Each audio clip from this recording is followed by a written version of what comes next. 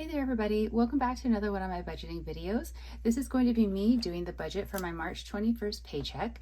I did actually do the budget on Friday, which I'm always very happy when I get it done on the actual day, but I'm filming this on Sunday because the weekend got a little bit away from me and I just wasn't able to get it up any earlier.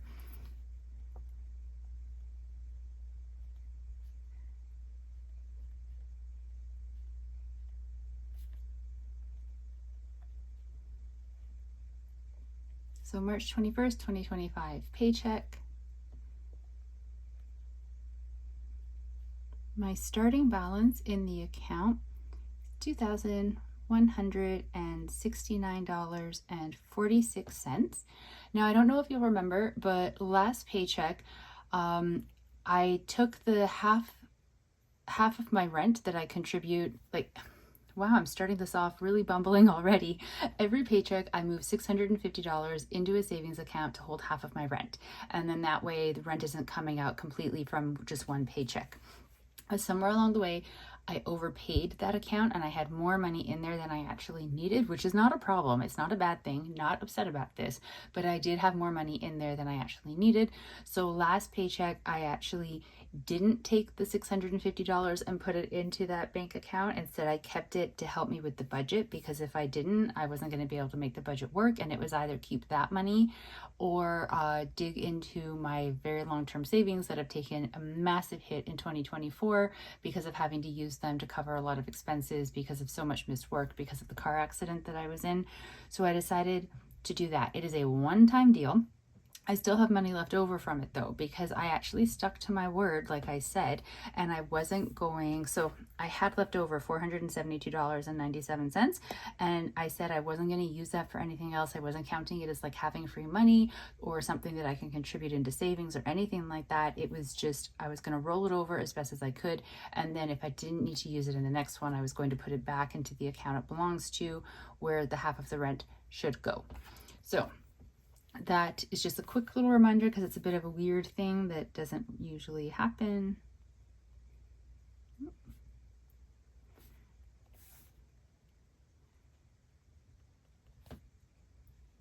So the very first thing I'm doing is pulling out half of rent. And then the next thing I'm doing is pulling out that rollover, $472.97.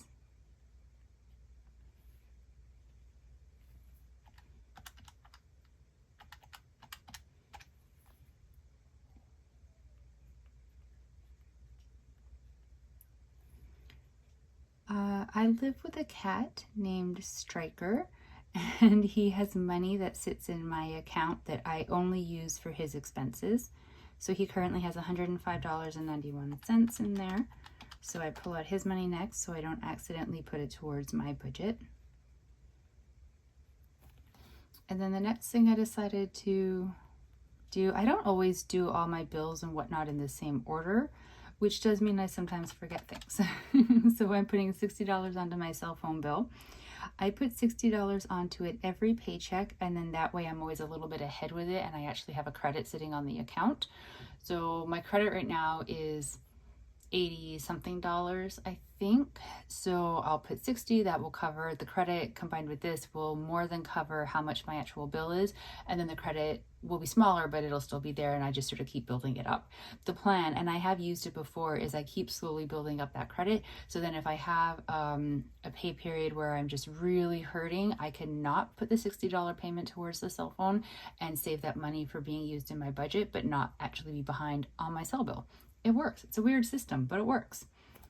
Okay, now I did something. It wasn't really a mistake exactly, but I guess it kind of was. I'm going to show you exactly what I did when I did my rough draft, instead of just showing you a tidied up version of it, so you can see how I got myself out of the negatives, which I ended up in.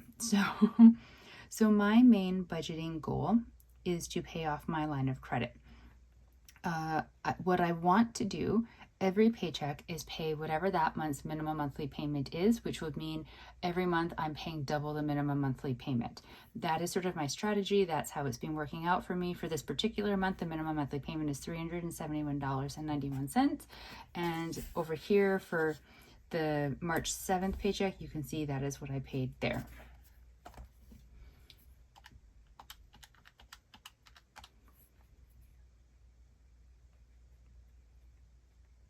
So that's leaving me with $508.67. My Neo bill is still confusing me because it's 77 cents.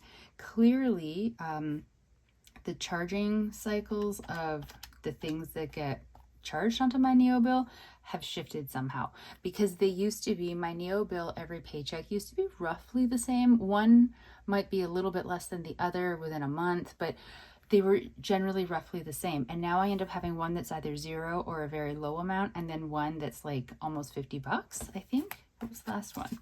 Yeah, like last paycheck, it was $47.52. And I don't know why that's happening. So my Neo bill, what I do with that is I use that credit card specifically for reoccurring charges.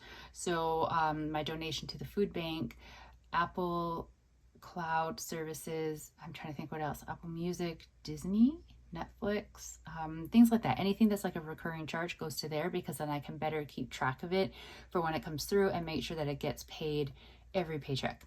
But like I said, something has shifted with when they're getting charged, because now I'm having one bill be very low and one, I mean, $47 might not seem really high to somebody else, but for me, an extra $47 being pulled out of my budget is quite a bit. So I'm wondering if maybe what I should start doing is almost like with the cell phone, putting a larger amount every paycheck just to sort of get ahead of it a little bit. Like, I'll have to go back through the bills, and then I'll have to keep a better track on them going forward and see if they're always zero or almost zero and always $47.52 or like something around that, because then maybe I can just kind of do $25 on the one that's at zero, and then that'll help with the next one where there is actual charges. I don't know. I'm still deciding on that, but it's weird how it's moved like that.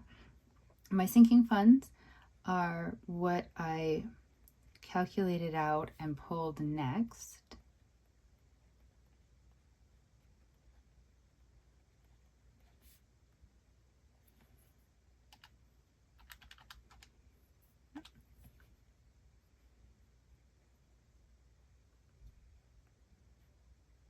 $351.90 is left. And then I pulled out $261.50. This is, I just call it cash, but it's like my cash envelopes, but they're digital cash envelopes. So it's not like I'm actually going and pulling out cash from like the ATM. So this leaves me with $90.40.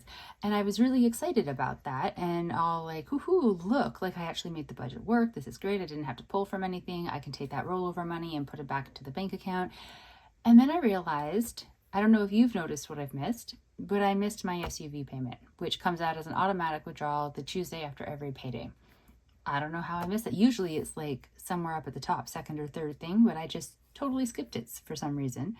So that is $266.72.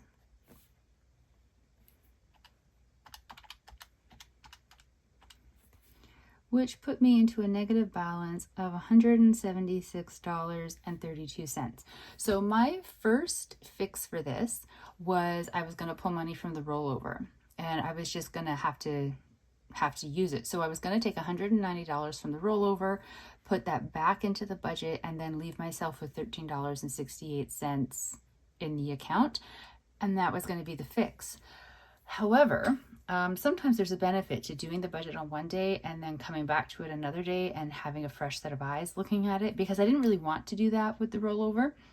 And I realized that because this is the second paycheck of the month, I've already made the minimum payment on the line of credit. And even though I want to make the minimum payment every single paycheck, I'm well aware that I most likely am not going to be able to be. I haven't been able to be, I think, at all yet this year, or maybe I was able to do it once. And it's annoying and it's frustrating because it is slowing down the speed at which I can pay off the line of credit, but I can also only put towards it money that I have. I can't put a larger payment if it's going to put my budget in general into a negative balance, because that's not smart money. And I know I'm not super smart with money, but I'm not that dumb.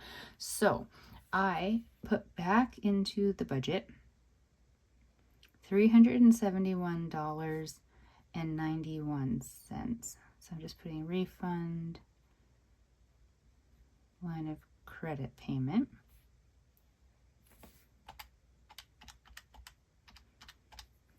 Which is leaving me with a balance of $195.59, which is a perfectly respectable number. So now I'm taking 100 of that, and that will be my line of credit payment, and it's leaving me with $95.59. And then I had forgotten when I did when I figured out the math for my tax refund, I decided $50 of it would be for me to do with what I want. Now, I hadn't fully decided what it is that I wanted to do with it, but that also means that I haven't actually spent it yet, but I don't account for it anywhere in the budget. So technically $50 of this $95.59 is like my sort of present to myself from my tax refund to spend on whatever I want to spend, which would mean I have $45.59 in the account. I'm pretty sure I know what I'm going to do with that $50. So I really do need to make sure to keep better track of it. But yeah, so this I'm actually really happy with this budget. I was really upset when I went into a negative and kind of kicking myself for not realizing earlier on like the SUV payment, but I'm actually really happy with the solution that I found, even though it does mean the line of credit is getting a smaller payment. I have been, I want to say fairly consistently now, doing the minimum monthly payment on the first paycheck and then $100 on the second one of the month. So like I said, it's not the fastest paying off speed that I was wanting to hit, but it's what my budget can accommodate. And I have to really just accept that I can only do what my budget can actually accommodate, because I need to be able to pay all the other things. So I have $95.59 in the account, but really $45.59, because you know what, I'll take that out so that it is accounted for right here. My tax refund. Okay, so I have $45.59 sitting in the account as my ending balance to this budget, which I'm really happy about. I'm not gonna lie, like so super psyched about, because I didn't have to pull from long-term savings. I didn't have to borrow money from my mother. I didn't have to just like not pay a bill. Now I know that it is partly because that weird Neo, and I didn't put a payment to the Visa card. I did use the Visa with the intention of paying it from the digital cash envelope money, and then I had, because it's me, I did an impulse shopping purchase at Ikea, and then I was like, no, I need to take that back. I can't be affording this. I bought bedding, in case anybody cares.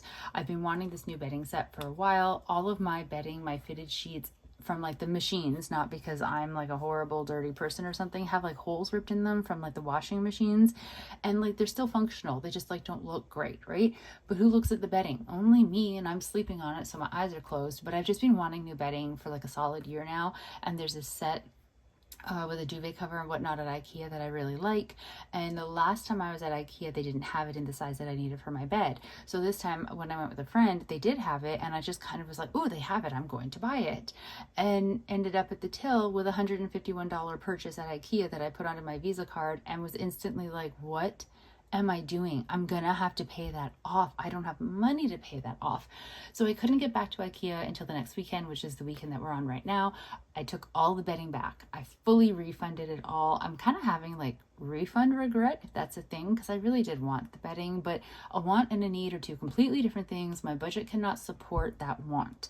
So I took it back, and I told myself that when I go to Edmonton in May, I'm doing a road trip, and I have money set aside for like travel costs, so like for fun spending when I'm on a trip or something. The trip itself should be fairly low cost because I designed it that way, but if I really want to, and if I have enough money saved up to be able to do it, I could purchase the bedding at Ikea in Edmonton because there's less tax, so it'll cost me a little bit less anyways, and I can bring it back in my SUV.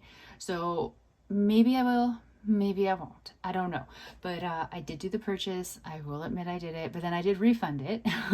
So I haven't put a payment onto the Visa card because I'm waiting for the refund to process through to see what the actual full balance is.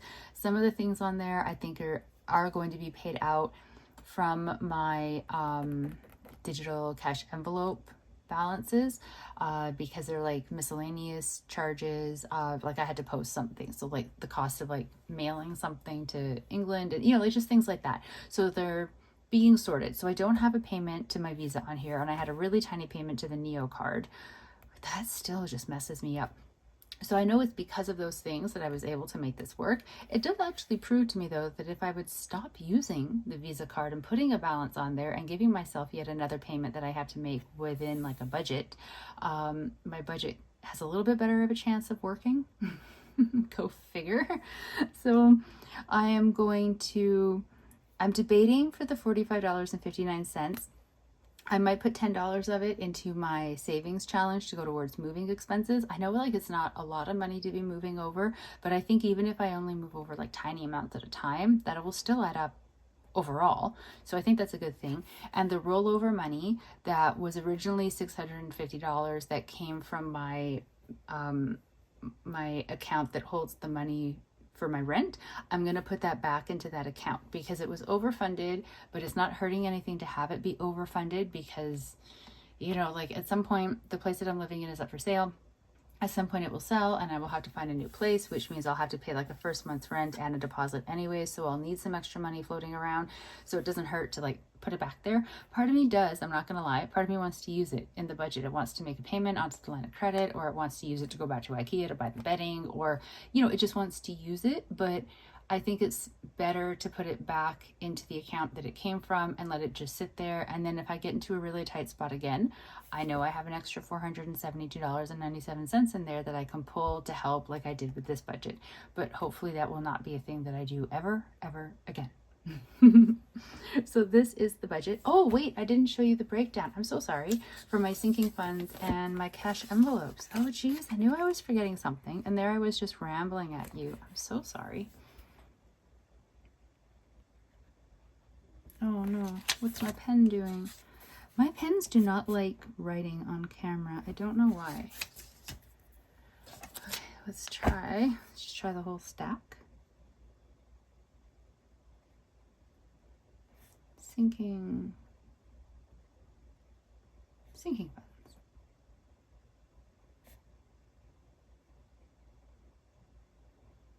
So I have my car insurance,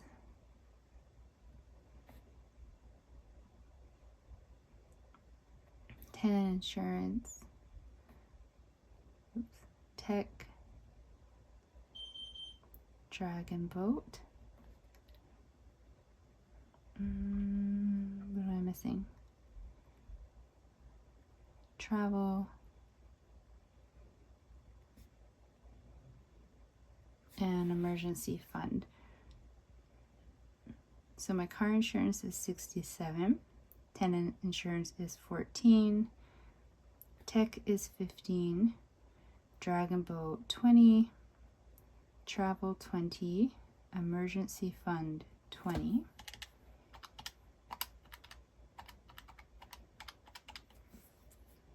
Uh-oh. 67 plus 14 plus 15. Okay, there we go.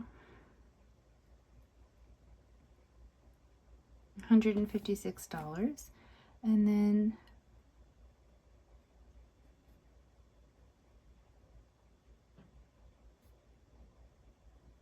my cash envelopes. I don't know why I just put Striker in all caps, but he is important, so maybe that's it. Striker, groceries, miscellaneous, fun,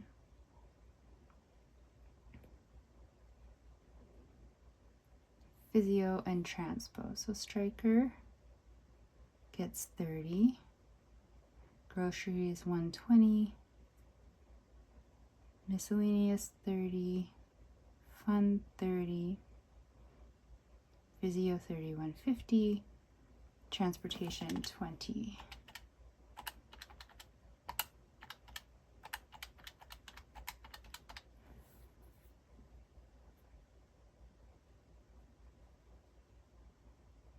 So $261.50. And that matches the sinking funds, $156, and the cash, $261.50. So that's where those numbers came from. Now I did realize when I was sitting down to film this that I forgot in the sinking funds, I forgot my present category.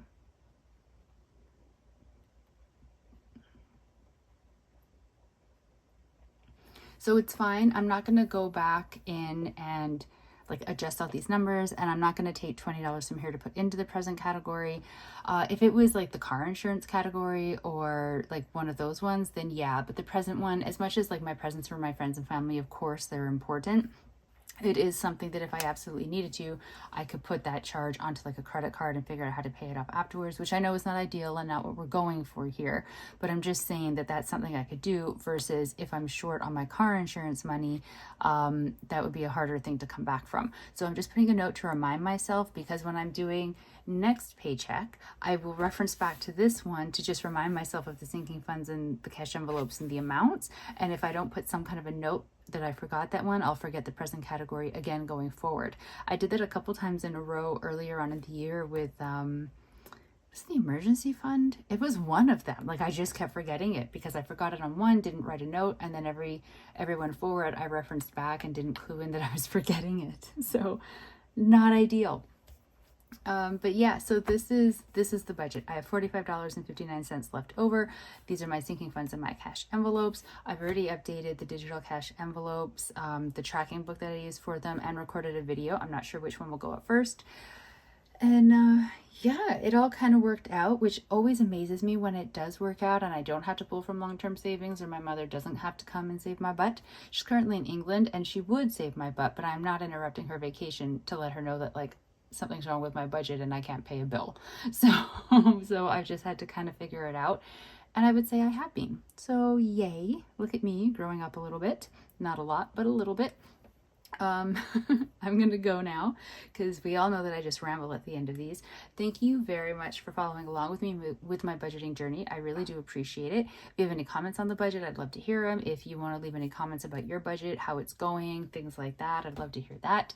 If you are doing a budget, if you are working towards paying off any kind of debt, anything like that, whatever your financial goals are this year, I hope it's going really well for you. I hope that you're able to get to those goals. And I know it's a lot of like small little things that will over the span of the year get us to the goal. So especially at the beginning of the first however many months or so, it can seem like we're not making a lot of headway or progress.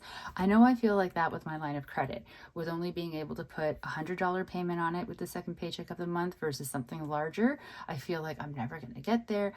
But at the end of the year, it will all have added up to some amount. I don't know what amount yet because I don't know how well the rest of the year is going to go, but it will add up to something in the end. And it's better to make all like the little moves that we're making as we head through this year and then have a nice big change at the end than not do any of them. Because if we don't at least try, nothing will get better, right? But if we do something little, it'll add up, and all those little bits add up to something amazing. So I hope whatever the thing is that you are making little moves towards, it will add up to something amazing for you. I hope the same for myself, not gonna lie.